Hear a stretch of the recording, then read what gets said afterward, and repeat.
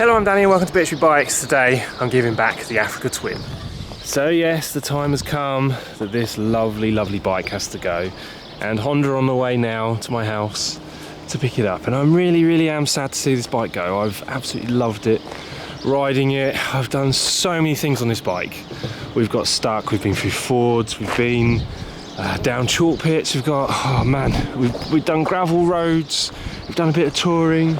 It's been pretty hard to do what I wanted to. I wanted to go to Wales and go and spend a week there getting really muddy and stuff with some other people, but because of lockdown and all that sort of nonsense, not been possible. So I've had to keep it quite local, but man, what a bike, what a bike. The power, the torque, everything about this bike is something that appeals to me, and I wish I could buy one right now, but whatever, that's not going to happen for a while. But yeah, it's been a great bike. There have been a few things that I don't like about it, but nothing majorly to put me off. But yeah, I mean, I'll go through some of them now. I think I've probably said about them a few times in other videos, but why not? So the first thing is, when you start the bike up, you crank it on and you wait for the whole process, this lovely logo and all this. But before you set off, you have to touch the touchscreen and agree to the terms and conditions on the screen, which eventually gets there. The rider responsible for safe operation of this vehicle uses the system only when traffic conditions permit. For further details, see your manual. And you have to agree to that every single time you start the bike. That gets tiring, and you would have thought there'd be a way to override it, but I haven't found a way. The other thing is the actual controls itself is it's quite complicated, and I managed to get my head around it, and you know, it's fine. And once you get used to it, it's fine. But you know, there's so many settings you can change on this, and there's plenty of other videos and go into it that understand it a lot more than I do. But I mean, this whole screen is perfect. And I emailed Honda after I picked it up and said, man, this is great, but why isn't there a sat nav? And like, well, there is. You have to have an Apple phone, and you can plug in your CarPlay and all that, and you get your maps and all that sort of crap, which is great. But if you don't have Android, you're kind of cutting out half your market, and that was quite annoying. I only use Android. That's my preference. So yeah, I was paying for that technology in it that I can't use, which is very frustrating. The other thing I didn't like was that the cruise controlling kicks in 4th gear, and when you're over 30 mile an hour. I'd like it to cut in a bit earlier, please. 20 mile an hour. I live on the south coast, where we've got Brighton 20 mile an hour everywhere, and it's quite hard to stay at 20. And you know, it's just that little thing is quite annoying. But it's not a game changer. I've got used to it, and you know, I can work around it. Other than that, chain maintenance has been quite a challenge. That chain has rusted very quickly, and no amounts of oil of me throwing at it has kept it very nice. There's been a lot of prep and a lot of work gone in to keep that chain in the condition it is, and also because the bike is lacking a centre stand, you have to put it on paddock stands, and it's not the end of the world, but it's just something else it just gives you the opportunity for it to possibly tip over and whatnot.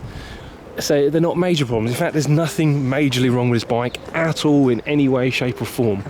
And also, I've been reading online. In the old days, lots of people have complained about how these rust and they fall apart and they dissolve. Where I live, the sea is literally 100 metres that way, and I haven't seen anything major wrong with this bike at all. The exhaust headers, I thought they were stainless, but to me they look like they're actually mild steel, so they look like they're rusting. And all exhaust systems like that will rust eventually. So that's something that concerns me. The spokes on the bike are not rusting at all. They're fantastic, and I've been a little lazy with cleaning every now and again just to see what would rust. Down here though, I don't know if you can see, but in there, I'll put a thingy on the screen. I'll try and zoom in. That thing there, got a finger somewhere. This thing here, where's it gone? In there, that's gone very rusty, or it's a bung. I can't decide. Let me put my finger in. Oh no, it's a bung. That's an orange bung. That's not rust, that's just the colour of it. So yeah, so I thought that was rusty, but that's not. And there is actually one metal thing in there that is going rusty. But thinking about it, that might be a bung as well now. So yeah, so the lack of centre stand is a problem for me, but they are optional extras. Also, this bike doesn't come with heated grips, optional extra, which is fine. Like, I'd have heated grips. Not that I think they're very efficient on any bike, but it's better than nothing when it's freezing cold. So yeah, so that's basically it really. That's the things I don't really like about it. Everything else I absolutely love. The riding position, the power. There's been no point when I've had this bike that I've gone, oh, I wish it had a bit more power. Never. A bit more grip every now and again would be nice, but that's just down to the tyres. You can't have fantastic road tyres that are going to be good on gravel roads. You can't have good gravel tyres that are going to be fantastic on road. So there is always going to be a compromise. But yeah, that's another thing, yeah. The screen, from what I can see, is not adjustable. Now that to me is kind of crazy. So I was battling with quite a lot of wind noise in a lot of the videos, and I'm probably going to have to voice over a lot of the videos because of the wind noise situation. So yeah, I thought you'd have thought. I mean, this being a base model, I don't know. I always thought adjustable screens were a thing. So yes, the colour scheme, I really like the black and red. I don't know what else to say. The satin black, I didn't like it at first because you can't polish it, but I use WD-40 to clean everything. I've got a kit car and I use WD-40, good rust preventer, and it polishes things, and it kind of, you know, it's a good thing. And to be honest, that's come up a treat considering the mess I've got it in quite a few times. WD-40 has worked perfectly every single time.